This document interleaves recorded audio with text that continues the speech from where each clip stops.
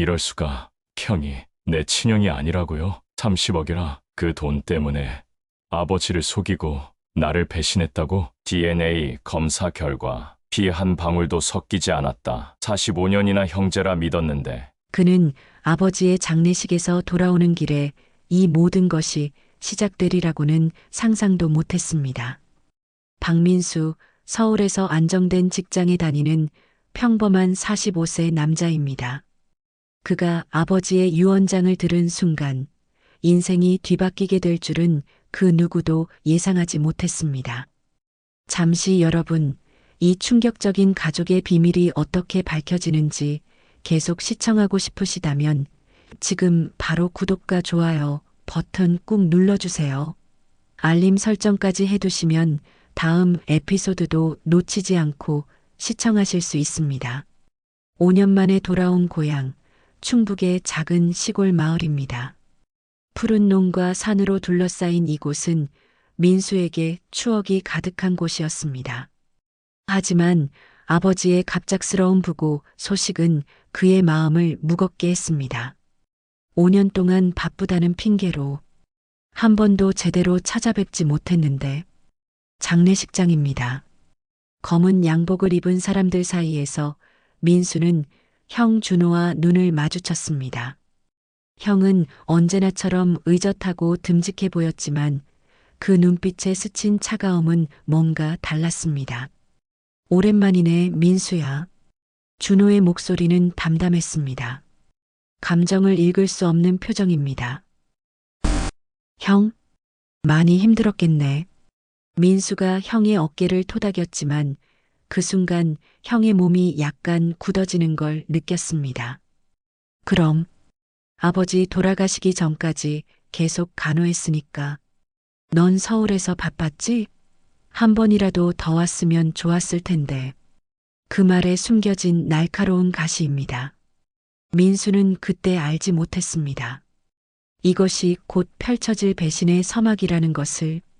장례를 마친 후 민수와 준호는 변호사 사무실로 향했습니다. 아버지의 유언장을 확인하기 위해서였습니다. 차 안에서 두 사람은 침묵을 지켰습니다. 민수는 창밖으로 흐르는 고향의 풍경을 바라보며 어린 시절 아버지와 함께했던 순간들을 떠올렸습니다. 아버지가 돌아가시기 전에 뭐 특별한 말씀 없으셨어? 준호의 손가락이 핸들을 꽉 쥐었다가 풀었습니다. 별로. 그냥 내 이름 몇 번 부르셨어. 정신이 많이 혼미하셨거든. 민수는 형의 옆모습을 슬쩍 살폈습니다. 준호의 표정은 여전히 읽기 어려웠습니다. 변호사 사무실은 작은 읍내에 있는 낡은 건물 2층이었습니다. 김 변호사는 부친의 오랜 친구였습니다. 그는 육중한 서류 봉투를 꺼내 책상 위에 올려놓았습니다. 고인의 유언장입니다. 작년에 직접 찾아오셔서 작성하셨어요.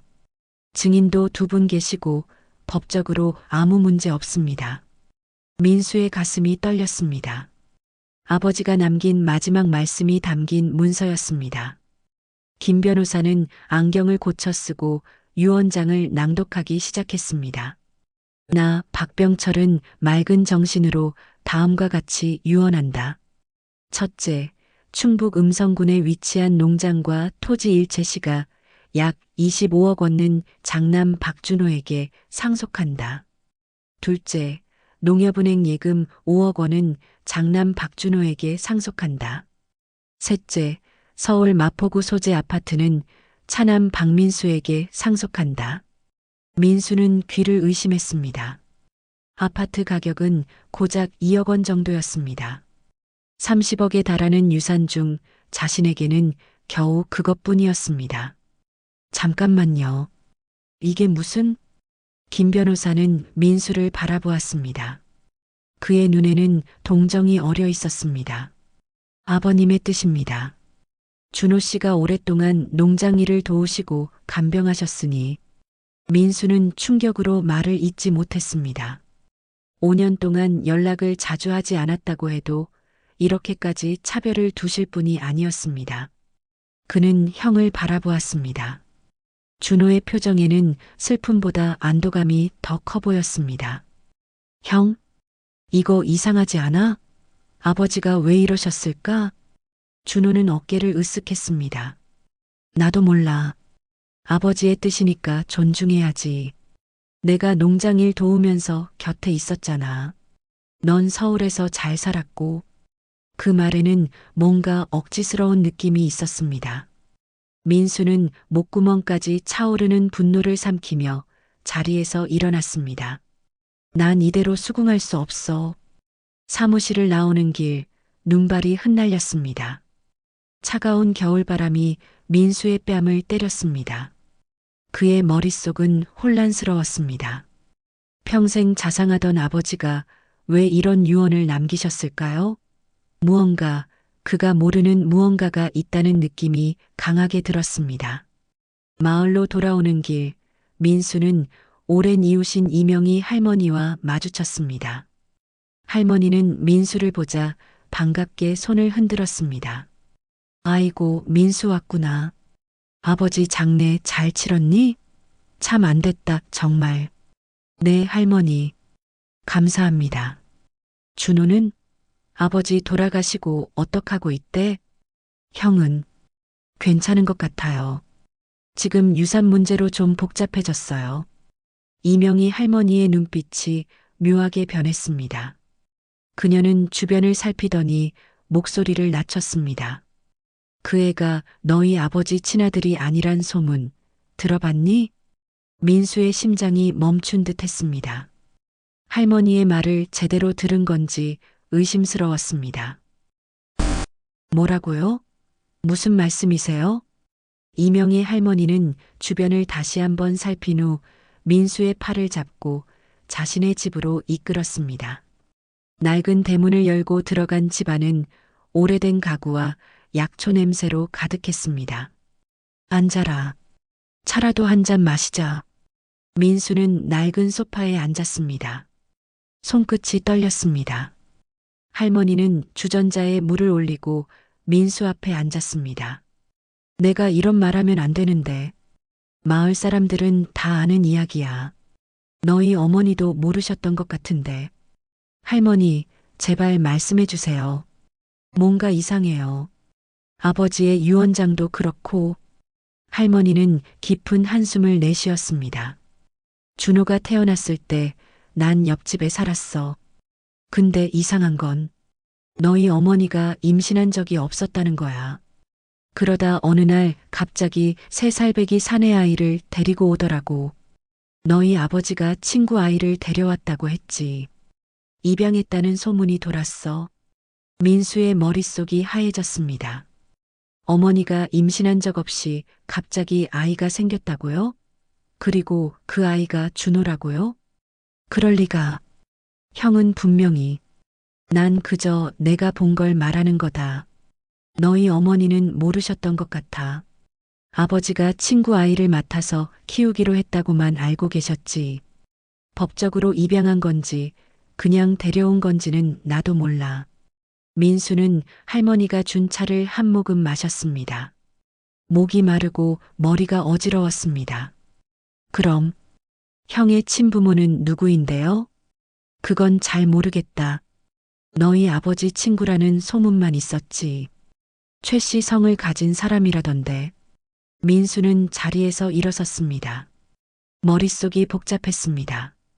이 이야기가 진실이라면 형은 입양된 아이였고 어쩌면 그건 유언장과 관련이 있을지도 모른다는 생각이 들었습니다. 할머니, 감사합니다. 이 이야기 다른 사람에게는 말씀하지 말아주세요. 그래, 조심하렴. 옛날 일이라 기억이 가물가물하기도 하고 나이 든 사람 말이라고 무시하지 말고. 밖으로 나온 민수는 발걸음을 옛집으로 향했습니다.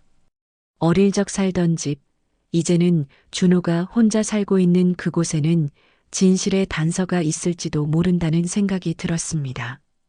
빈집에 들어서자 오래된 가구와 먼지 냄새가 민수를 반겼습니다. 준호는 읍내에 볼 일이 있다며 나간 상태였습니다. 민수는 망설임 없이 다락방으로 향했습니다. 어릴 적 금지구역이었던 곳, 아버지의 개인 물건들이 보관된 공간이었습니다. 먼지 쌓인 상자들 사이에서 민수는 오래된 앨범을 찾아냈습니다. 손가락으로 먼지를 털어내며 페이지를 넘겼습니다. 아버지와 어머니의 젊은 시절 사진, 결혼식 사진, 그리고 갑자기 3살쯤 된 아이가 등장했습니다. 준호였습니다. 이상하게도 그 전에 아기 사진은 한 장도 없었습니다. 더 깊숙이 상자를 뒤지던 민수는 누렇게 변색된 편지 한 통을 발견했습니다. 봉투에는 최동철이라는 이름이 쓰여 있었습니다. 떨리는 손으로 편지를 펼쳤습니다. 병철이에게 내 아들을 맡아주어 고맙네. 지금 상황에서 내가 키울 수 없음을 이해해주게. 그 아이의 어머니가 세상을 떠났고 내 처가 알게 되면 가정이 파탄 날 것이네. 자네가 아이를 친자식처럼 키워준다면 평생 갚을 수 없는 은혜로 여기겠네. 언젠가 아이에게 진실을 말해줄 때가 오면 내가 직접 설명하겠네. 마이너스 동철. 민수의 손에서 편지가 미끄러져 바닥에 떨어졌습니다. 이것은 명백한 증거였습니다. 준호는 아버지의 친아들이 아니었습니다. 최동철이라는 사람의 혼외 자식이었고 그를 아버지가 맡아 키웠던 것입니다. 뭘 하는 거야? 뒤에서 들려온 차가운 목소리에 민수는 화들짝 놀랐습니다. 돌아보니 준호가 다락방 입구에 서 있었습니다. 그의 눈에는 분노와 공포가 섞여 있었습니다. 그 편지 내려놓아. 민수와 준호는 다락방에서 서로를 마주보고 서 있었습니다. 공기 중에 팽팽한 긴장감이 감돌았습니다. 넌 언제부터 알고 있었어? 민수의 질문에 준호의 얼굴이 굳어졌습니다. 무슨 소리야? 이 편지, 내가 아버지의 친아들이 아니라는 거. 준호는 한참 동안 침묵했습니다. 그리고 천천히 계단을 올라와 민수 앞에 섰습니다. 15살 때부터 같은 편지를 우연히 발견했어. 그의 목소리에는 오랜 분노가 담겨 있었습니다. 그래서 유언장을 그렇게 작성하도록 아버지를 설득한 거야? 30억 중에 내 몫은 겨우 2억? 준호의 눈에 이상한 빛이 스쳤습니다. 내가 30년 동안 이 집에서 뭘 했는지 알아? 농장 일 돕고 아버지 병간호하고 넌 서울에서 잘 살았잖아. 그건 내 선택이었어. 하지만 이건 사기야. 넌 아버지를 속인 거라고. 준호가 갑자기 웃음을 터뜨렸습니다. 공허하고 쓸쓸한 웃음이었습니다. 내가 속였다고? 내가 평생 속은 건 어떡해? 아들이라고 불렀던 사람들이 내 진짜 부모가 아니었던 거. 날 버린 친아버지가 있다는 거. 민수는 할 말을 잃었습니다. 준호의 눈에서 눈물이 흘러내렸습니다. 난 항상 이방인이었어. 피 한 방울 섞이지 않은 이방인. 내가 어떻게 느낄지 상상이나 해? 긴 침묵이 흘렀습니다. 민수는 복잡한 감정에 휩싸였습니다. 분노, 배신감, 그리고 형에 대한 연민까지. 그래도 이건 잘못된 거야. 난 소송을 제기할 거야. 준호의 얼굴이 창백해졌습니다. 그럴 수 없어. 내가 가진 건 이것뿐이야. 진실이 밝혀져야 해. 이틀 후 민수는 서울에서 온 변호사 송지연을 만났습니다. 그녀는 유언장의 유효성을 따져볼 수 있다고 말했습니다. 특히 아버지가 치매 증세가 있었고 준호가 영향력을 행사했다는 증거가 있다면 더욱 그렇다고 했습니다. 민수는 치료병원을 방문했습니다. 아버지의 의무 기록을 확인했습니다. 놀랍게도 박병철 씨는 2년 전부터 초기 치매 진단을 받았고 유언장 작성 시점에는 판단력이 흐려진 상태였습니다. 더 결정적인 증거는 아버지의 녹음기에서 발견됐습니다. 병실에서 준호가 아버지에게 이야기하는 목소리가 녹음되어 있었습니다. 아버지, 제게 농장과 예금을 남겨주셔야 해요. 저는 아버지의 진짜 아들이 아니잖아요. 그 정도 보상은 받아야 하지 않을까요? 민수는 서울에서 잘 살고 있어요. 그는 괜찮을 거예요. 아버지의 흐릿한 대답. 하지만 민수도 내 아들인데 제가 아버지를 평생 모셨잖아요. 민수는 어디 있었어요? 이건 공정한 거예요. 민수는 이 녹음을 법정에 제출했습니다. 소송은 6개월간 진행됐습니다. 준호는 처음에는 격렬히 항변했지만 최동철이 증인으로 법정에 출석하면서 상황이 바뀌었습니다. 78세의 노인 최동철은 떨리는 목소리로 진실을 밝혔습니다. 준호가 자신의 혼외자식이며 그 어머니가 죽자 오랜 친구였던 박병철에게 아이를 맡겼다는 사실을. 내가 비겁했소. 내 아들을 직접 키우지 못하고 이제서야 진실을 말하게 되어 죄송하오. 법정은 술렁였습니다. 최동철의 증언으로 모든 진실이 수면 위로 떠올랐습니다. 준호는 고개를 떨군 채 자리에 앉아 있었습니다. 그의 어깨가 가늘게 떨렸습니다. 판사는 최종 심리 날짜를 일주일 후로 정했습니다. 법정을 나서는 민수 앞에 준호가 다가섰습니다. 이제 만족하냐? 그의 목소리는 공허했습니다. 난 그저 진실을 원했을 뿐이야. 그럼 축하해. 내가 이겼어. 준호는 그대로 돌아서서 걸어갔습니다. 민수는 그의 뒷모습을 바라보며 갈등에 빠졌습니다. 승리의 기쁨보다는 무언가 허전함이 더 컸습니다. 송지연 변호사가 민수의 어깨를 두드렸습니다. 거의 끝났어요. 유언장이 무효화될 가능성이 높습니다.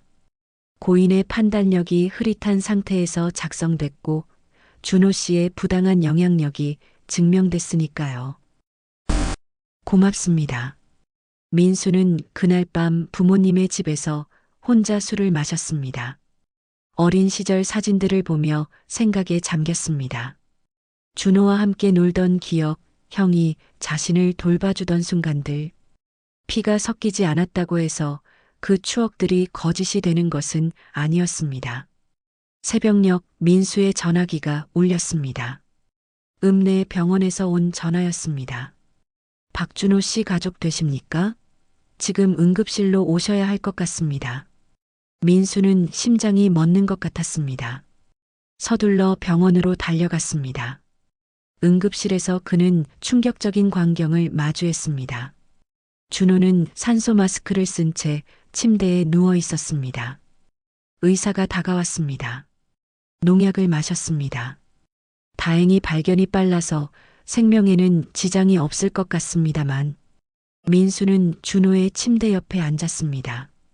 창백한 얼굴의 준호가 눈을 떴습니다. 왜 이런 짓을 한 거야? 준호의 눈에서 눈물이 흘러내렸습니다. 잃을 게 없으니까. 바보 같은 짓이야. 내가 죽으면 어쩌려고. 난 이제 아무것도 아니야. 가짜 아들, 가짜 형. 모든 것을 빼앗겼어. 민수는 준호의 손을 잡았습니다. 어릴 적 아버지가 그랬던 것처럼. 피가 중요한 게 아니야. 우리는 함께 자랐어. 그건 변하지 않아. 준호는 고개를 돌렸습니다. 하지만 그의 손은 민수의 손을 꽉 잡고 있었습니다. 일주일 후 최종 판결이 내려졌습니다. 법원은 유언장이 고인의 자유의지가 아닌 준호의 부당한 영향력 아래 작성되었다고 판단했습니다. 유언장은 무효화됐습니다. 민수는 법정 밖에서 병원에서 막 퇴원한 준호를 만났습니다. 두 사람은 잠시 말없이 서로를 바라보았습니다. 이제 어떻게 할 거야? 준호의 목소리에는 체념이 가득했습니다. 나도 잘 모르겠어. 침묵이 흘렀습니다. 그때 민수의 머릿속에 생각이 떠올랐습니다. 이 모든 일이 시작된 이유는 무엇이었을까요? 돈? 자존심? 아니면 그저 인정받고 싶은 마음? 준호야, 내가 제안할 게 있어. 민수는 깊은 숨을 들이마셨습니다. 재산을 나누자. 법적으로는 내가 모든 권리를 가지게 됐지만 우리는 여전히 가족이야. 준호의 눈이 커졌습니다. 그는 의심스러운 표정으로 민수를 바라봤습니다. 무슨 소리야? 왜 그런 제안을 하는 거야? 아버지가 원하셨을 일이라고 생각해. 형이 30년 동안 농장을 지키고 부모님을 모신 건 사실이니까. 준호는 고개를 저었습니다. 자비가 필요 없어. 난 이미 모든 걸 잃었어. 자비가 아니야. 공정함이지. 농장은 내가 계속 운영하고 서울 아파트는 내가 갖자. 예금은 반반씩. 준호는 믿을 수 없다는 듯 웃음을 터뜨렸습니다. 그리고 갑자기 웃음이 눈물로 바뀌었습니다. 난 이해할 수 없어. 내가 왜 이러는지. 우리는 45년을 형제로 살았어. 피보다 더 중요한 게 있다는 걸 이제야 깨달았어. 준호는 잠시 침묵했습니다. 그리고 천천히 고개를 끄덕였습니다. 시간이 필요해. 알아. 서두르지 않아도 돼. 일주일 후 민수는 준호와 함께 아버지의 농장을 걸었습니다. 초여름의 햇살이 푸른 들판을 비추고 있었습니다. 아버지가 이걸 직접 심으셨대. 준호가 사과나무를 가리키며 말했습니다. 그의 목소리는 예전보다 부드러워졌습니다. 내가 태어났을 때 심으셨다고 했어. 민수는 미소 지었습니다. 두 사람은 잠시 말없이 나무를 바라봤습니다. 최동철, 아버지를 만났어. 준호의 말에 민수는 놀라서 그를 바라봤습니다. 어땠어? 이상했어. 내 얼굴을 보면서 그 사람이 울더라. 미안하다고. 자기 아들을 버렸다고 계속 사과했어. 용서했어? 준호는 어깨를 으쓱했습니다. 모르겠어. 하지만 이제 알았어. 진짜 아버지는 박병철이라는 걸. 민수의 눈에 눈물이 고였습니다. 준호는 마당 한켠을 가리켰습니다. 저기 제실 보여? 아버지 위패를 모셨어. 같이 가볼래? 두 사람은 나란히 제실로 향했습니다. 그곳에는 아버지와 어머니의 위패가 놓여 있었습니다. 민수와 준호는 나란히 무릎을 꿇고 절을 올렸습니다. 아버지, 이제 알았습니다. 진정한 가족의 의미를요. 준호의 목소리가 떨렸습니다. 민수는 조용히 그의 어깨에 손을 얹었습니다. 3개월 후 민수는 서울로 돌아갔습니다. 하지만 이제 그는 매달 한 번씩 고향을 방문했습니다. 준호는 농장을 계속 운영했고 민수는 가끔 주말에 내려와 일을 도왔습니다. 어느 날 민수의 딸 민지가 방학을 맞아 농장을 찾았습니다. 준호는 처음으로 조카를 만났습니다. 삼촌이 진짜 삼촌이 아니라면서요? 민지의 직설적인 질문에 준호와 민수는 서로를 바라보며 웃음을 터뜨렸습니다. 피는 물보다 진하다고 하지만 때로는 함께한 시간이 피보다 더 진할 수 있단다. 준호가 민지의 머리를 쓰다듬었습니다. 민지는 고개를 갸웃거리다가 웃으며 대답했습니다. 그럼 그냥 삼촌이네요. 세 사람은 함께 웃었습니다. 서로 다른 길을 걸어왔지만 이제 그들은 새로운 형태의 가족이 되어가고 있었습니다. 화재의 상처는 아물어갔지만 아직 흉터는 남아 있었습니다. 준호의 손에 남은 화상 자국처럼 과거의 아픔은 완전히 사라지지 않았습니다. 하지만 그들은 그 흉터를 통해 서로를 더 깊이 이해하게 되었습니다. 민수는 가끔 생각했습니다. 만약 그날 불이 나지 않았다면, 만약 준호가 자살을 시도하지 않았다면, 만약 자신이 형을 용서하지 않았다면, 그들의 삶은 어떻게 달라졌을까요?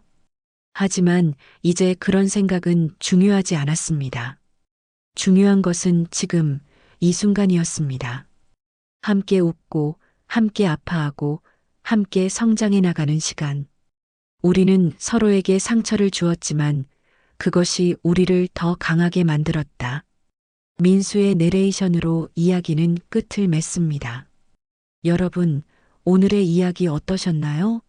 가족의 의미, 용서와 화해에 대해 생각해 보게 되는 시간이었기를 바랍니다. 여러분의 생각이 궁금합니다. 혹시 비슷한 경험이 있으신가요? 아니면 이 상황에서 다르게 행동했을까요? 댓글로 여러분의 의견을 남겨주세요. 더 많은 인생 이야기를 듣고 싶으시다면 지금 바로 구독과 좋아요 버튼을 눌러주세요. 알림 설정도 잊지 마시고요. 다음 이야기에서 또 만나요. 감사합니다.